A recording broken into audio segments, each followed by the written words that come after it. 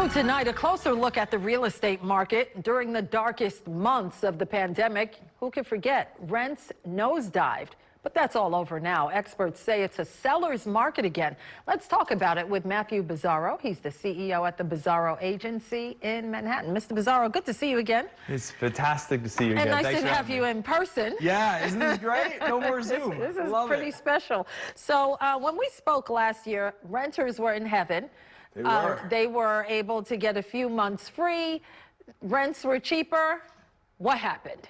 Well, I think the reality that the handouts and that free ride is over.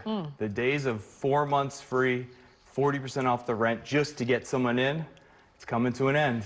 Why? What happened?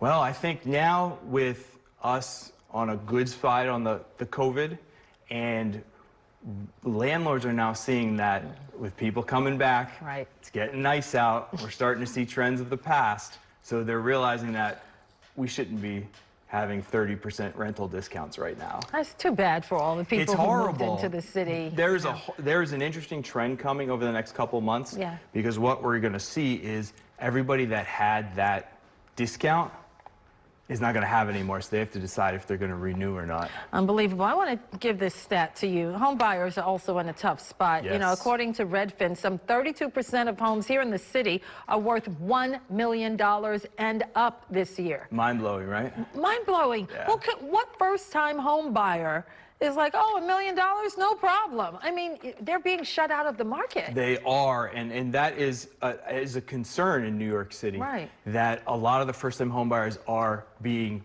either pushed out or forced to rent. But there is good news for that, because there are markets in the city that are still first-time home buyer friendly and that are still able to get discounts.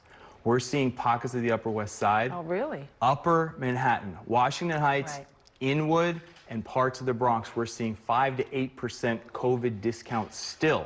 So price is still below what COVID was. So first-time home buyers, do not give up. Okay, so why is inventory so low? So many cold calls are coming in. Do you want to sell your house? Do you want to sell your house? Why is inventory so low? Well, inventory is so low because, one, COVID sped up a lot of people's time frames. So if you were in the city for 1 to 3 years and maybe the city wasn't your second chapter, a lot of those folks sold. And with record number of sales coming Q2, Q3, Q4 last year, we've essentially sold the majority of the spring market before spring has arrived.